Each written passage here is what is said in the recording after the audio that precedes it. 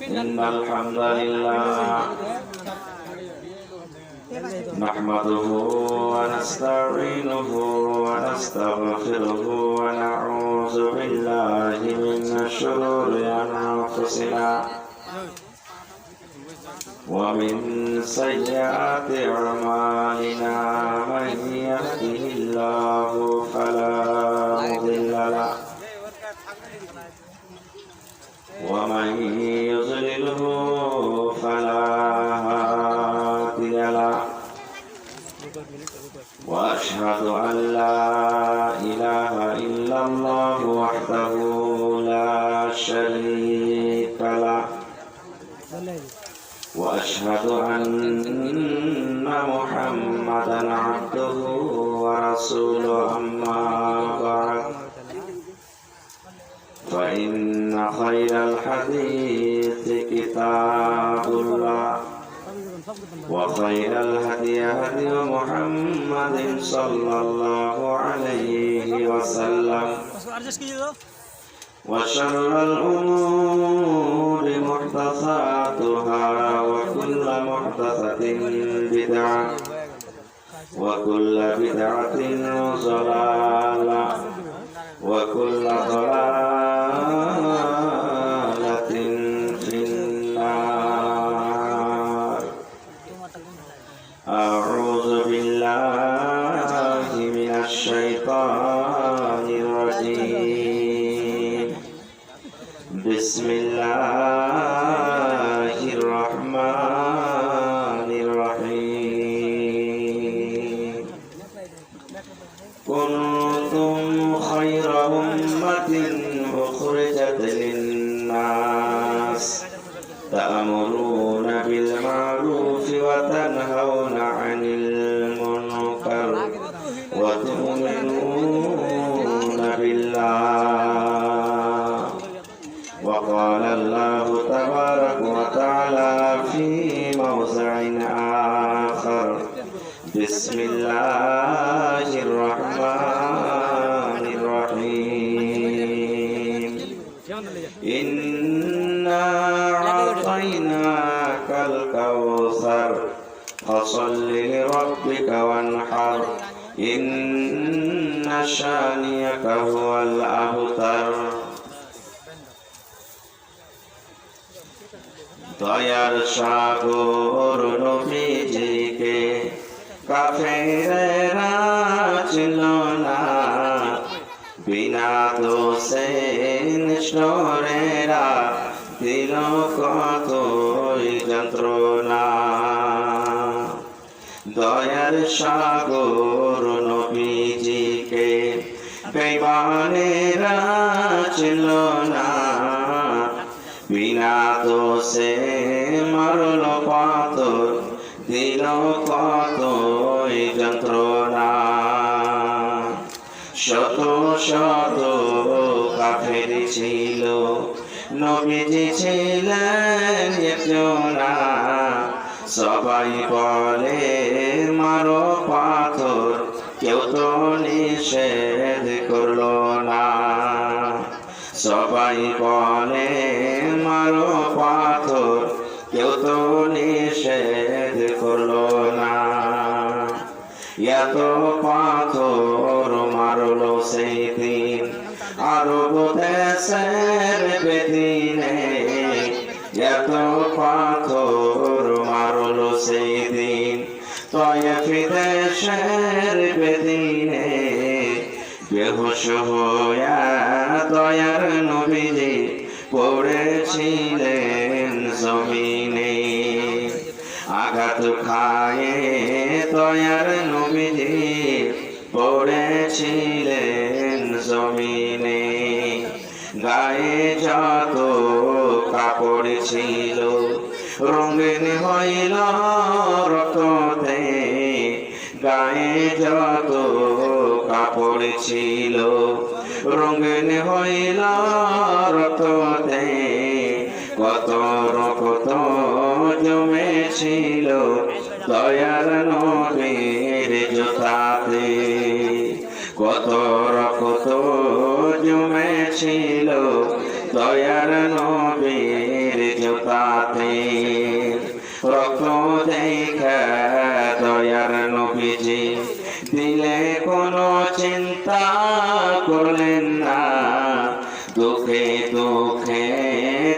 কাটালেন, সুখের চিন্তা করলেন না। দুঃখে দুঃখে দিন কাটালেন, সুখের চিন্তা করলেন না।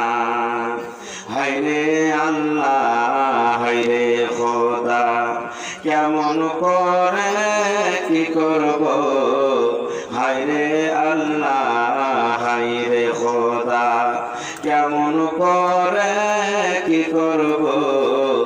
দয়ার নবীর দিনের পরে কেমন করে চলিব। নারে তাকবীর। আজকে জলসা যোগ্যতমায় শ্রদ্ধেয় সভাপতি সাহেব, উপস্থিত উলামায়ে কেরাম, সামনে বসে থাকা ইসলাম দরদি, দিন দরদি ভাই বাবাজিরা, পর্দানশীন মায়েরা এবং খালারা, সমস্ত তারিফ ও গুণগান সেই মহান আল্লাহ তাবারক ওয়া তাআলার জন্য, যে মহান আল্লাহ তাবারক ওয়া তাআলা আজকে আমাদেরকে এই বাড়িঘাট বানাত মাদ্রাসার এই জালসার পিন্ডালের তলাতে এত কনকনে ঠার নরম গরম বিছানাকে ত্যাগ করে এই পোয়ালে করে বসে কিছু বলার ও শোনার তৌফিক দিয়েছেন। তাই আমরা সে আল্লাহর প্রশংসা করি, অন্তর থেকে জোর করে পড়েন আলহামদুলিল্লাহ।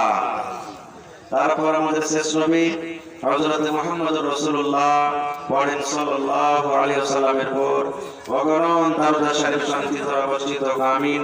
আল্লাহুম্মা সাল্লি আলাইহি আল্লাহুম্মা বারিক আলাইহি। বন্ধুগণ, আজকে আমি আপনাদের সামনে কোরআন মাজিদের দু জায়গা থেকে দুটি আয়াত তেলাওয়াত করেছি এবং আল্লাহর নবী মুহাম্মদ সাল্লাল্লাহু আলাইহি সাল্লামের একটি হাদিস পড়েছি। সেই আয়াতকে সামনে রেখে আল্লাহর কাছে দোয়া করি, রব্বুল আলামিন আমি যা কিছু বলবো যেন সেই হাদিস এবং কোরআন থেকে বলতে পারি এবং তার প্রতি ছোট বড় সকলে যেন আমরা আমল করতে পারি, তার জন্য আল্লাহ আমাদেরকে তৌফিক দান করুন, আল্লাহুম্মা আমিন। ভাই আমার, আজকে যে আপনারা এত ঠান্ডাতে বসে আছেন, দিনের প্রতি, কোরআনের প্রতি, নবীর প্রতি মহব্বত ভালোবাসা আছে না নাই? আছে। জোরে বলে আছে, বলে আছে নাকি? কোরআনের প্রতি মহব্বত আছে, আল্লাহ তাবারক ওয়া তাআলাকে ভালোবাসেন, দ্বীনকে ভালোবাসেন, যার কারণে এত ঠান্ডাতে মানুষের ল্যাপের মধ্যে ঢুকতে গেলে বের হওয়ার ইচ্ছা হবে না। এরকম অবস্থা তো আপনারা এখানে বসে আছেন। আল্লাহর কাছে দোয়া করি, রব্বুল আলামিন যত লোক এই মজলিসে জালসা শুনতে এসেছেন, ছোট বড় নর নারী, আল্লাহ সকলের তুমি জীবনের গুনাহ থেকে maaf করে দাও, পড়ো আল্লাহুম্মা আমিন। আল্লাহ যারা মুসিবত আছে তাদের মুসিবতকে তুমি দূর করো, পড়ো আল্লাহুম্মা আমিন। আল্লাহ যারা বিজনেস করছে তাদের বিজনেসে তুমি উন্নতি দান করো। আল্লাহ যারা মজদুর তাদেরকে খাটাতে বরকত দাও। এই আল্লাহ যারা চাষি খেতে বাড়িতে বরকত দাও, পড়ো আল্লাহুম্মা আমিন। ভাই আমার, কোরআনের জন্য মহব্বত রাখেন, হাদিসের জন্য মহব্বত রাখেন, আল্লাহ এবং আল্লাহ রাসূলের জন্য মহব্বত রাখেন। জান্নাত আমরা সবাই আশা করছি যে জান্নাত যাব নাকি? জয় বলেন, সবাই আশা আছে। এবার জান্নাত যাওয়ার একটা হাদিস আপনাদের সামনে বলবো যে কি দুনিয়াতে এমন কাজ করতে গেলে আল্লাহ তাবারক ওয়া তাআলা জান্নাত দিবেন, তার মধ্যে একটা হাদিস বলবো, যদি আমল করতে পারেন আল্লাহ তাবারক ওয়া তাআলা ইনশাআল্লাহ জান্নাত দিবেন। পড়েন ইনশাআল্লাহ, জোরে পড়েন ইনশাআল্লাহ। হাদিসটা কি জানেন? আচ্ছা বলেন তো, গ্রামে গ্রামে ঝগড়া হয়, হয় কি হয় না? হ্যাঁ না বলবেন একটু? হয়। ভাই ভাই ঝগড়া হয় কি হয় না? বাপ বেটাতে ঝগড়া হয় কি হয় না? স্বামী স্ত্রীতে ঝগড়া হয় কি হয় না? মা বেটাতে টেনশন হয় কি হয় না? বন্ধু বন্ধুতে হয় কি হয় না? হয়। এবার আল্লাহ রাসূলের হাদিস, আল্লাহ রাসূল বলেছেন যে ধরেন দুই বন্ধুতে ঝগড়া হয়ে গেল, দুই জায়গায় ঝগড়া হয়ে গেল, স্বামী স্ত্রীতে ঝগড়া হয়ে গেল, এবার দুজনই যদি টাইট থাকে তাহলে ঝগড়া মিটবে? জোরে বলে ঝগড়া মিটবে? এদিকে তো মনে করবে পুরুষরা, আমি তো হলাম পুরুষ, তোকে আমি খেটে খাওয়াচ্ছি বেশি, কেয়ারফুল করবি, তোকে ধরে বাড়িয়ে দেওয়া করে। আর ওদিকে যদি স্ত্রীটা বলে খোট বেড়া চোখে মরার বেটা মরা, কোন ঘরে বেটে আছে মরার বেটা মরা, তুই মেরেই দেখ আমাকে, তুই দেখ তোর কি করছিস। তোর কুলারকে ভাসিয়ে দেবো রে মরা বেটা মরা। যদি দুজনে এরকম টাইট থাকে তো ঝামেলা মিটবে মিটবে। ধরেন গ্রামে গ্রামে ঝগড়া লেগে গেল, গ্রামে গ্রামে ঝগড়া লেগে গেল। এবার এক দল বলছে এই শালা তুই জমিদার আছিস, তুই নিজের বাপে থাক, তুই আমাকে খাইটা খাওয়াইস না, বেশি কেয়ারফুল করবি তোর চোখ তুলে দেবো একবারে। ওপর থেকে তখন আর এক দল যদি দৌড়িয়ে যায় বলে বাপের যদি বেটা হইস, এক মা যদি জন্ম নিয়ে থাকে 60 টাকা মেরে দেখা।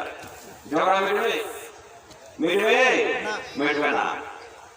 আল্লাহ রাসূল বলেছেন এ আমার উম্মতের দল, জান্নাত যাওয়ার অনেক আমল রয়েছে উম্মত। জান্নাত যেতে গেলে বিভিন্ন রকমের আমল রয়েছে, কিন্তু আমলের মধ্যে একটা আমল এটা আল্লাহ রাসূল বলেছেন উম্মত রে, দুই ভাই ঝগড়া লেগেছে, গ্রামে গ্রামে ঝগড়া লেগেছে, বাপ বেটাতে ঝগড়া লেগেছে, চাচা ভাতিজাতে ঝগড়া লেগেছে, পড়োশিতে ঝগড়া লেগেছে, মিয়া বিবিতে ঝগড়া লেগেছে। আল্লাহ রাসূল বলেছেন দুজনের মধ্যে যে সবর করে নিবে, যে সবর করবে ওই লোকটাকে রব্বুল আলামিন কিয়ামতের দিন জান্নাত দান করবেন। যদিও লোকটা দোষী নয়, যদিও লোকটা হকের পরে আছে, যদিও লোকটা সহি রাস্তাতে আছে, তবে বলছেন আল্লাহ রে আমি সবর করব। যা ভাই তুই বড় হয়ে থাক, যা রে বেটা তুই বড় হয়ে থাক, যা রে নানা তুই বড় হয়ে থাক, যাকে মা তুই বড় হয়ে থাক, আমি ছোট হয়ে যাব। তোর সাথে আমি ঝগড়া করব না, তোর সাথে আমি লড়াই করব না, আমি সবর করব সবর করব। আর আল্লাহর কাছে দোয়া করছি আল্লাহ রাব্বুল আলামিন যেন তোমাকে হেদায়েত দান করেন। এই নিয়তে যে সবর করবে আল্লাহ রাসূল বলেছেন উম্মত কিয়ামতের দিন ওই লোকটাকে আল্লাহ রাব্বুল আলামিন জান্নাত দান করবেন। ঝগড়া হচ্ছে, যে সবর করছে উসুলি রাস্তাতে আছে, আর যে ঝগড়া করছে বেশি বেশি করে ভুল রাস্তাতে আছে, গলত রাস্তাতে আছে, জুলুম করছে। এবার রাসূল বলছেন ওই লোকটা মানে দুজনের মধ্যে যে কেউ যদি সবর করে না, ঝগড়া না করে, ঝগড়াটাকে শান্তি করে দেয়, রাসূল বলছেন তার জন্য জান্নাত আছে। কত বড় আমল, কত বড় আমল। আচ্ছা আর একটা প্রশ্নের উত্তর দেন তো, এই জমিনের উপরে সব থেকে তাকতওয়ার কে বলেন তো? হাদিসের কথা বলছে সব থেকে শক্তিমান, জমিনের উপরে আসমানের তলাতে সব থেকে শক্তিমান তাকতওয়ার কে বলেন না ভাই? জি আল্লাহ রাসূলের জামানাতে একজন সাহাবী, আপনারা যেমন আজকে বসে বসে জলসা শুনছেন, আল্লাহর নবী সাহাবীদেরকে বললেন ও আমার সাহাবীর দলেরা, জমিনের উপরে সব থেকে কে তাকতওয়ার শক্তিশালী মানুষ হলো বলো তো? একজন সাহাবী পট করে বলছেন নবীজি দু চার জনকে একসাথে যে লড়ে ফেলবে সে হলো তাকতওয়ার। বলছে দুই চার জনকে তীর মতন যে করে লাঠিতে পাটিতে করে এমন ওমন এই ঘোষা ওই ঘোষা দিবে, বললো কি তাকতওয়ার। আল্লাহ রাসূল বললেন না, আল্লাহ রাসূল বললেন না রে বাবা না, ও তাকতওয়ার নয় রে বাবা। জমিনের উপরে আকাশের তলাতে ওই লোকটা হলো সব থেকে শক্তিমান, ওই লোকটা হলো সব থেকে তাকতওয়ার। আল্লাহ রাসূল বলেছেন রাগ উঠে গেছে, এমন রাগ হয়েছে বন্দুক পেলে গুলি চালিয়ে দিব, লাঠি থাকলে মেরে দিব, ঘোড়া থাকলে ছেড়ে দিব, খাঁচা থাকলে চালিয়ে দিব, তীর থাকলে ছেড়ে দিব, বললাম সুলফি থাকলে মেরে দিব। এরকম রাগ হয়ে গেছে।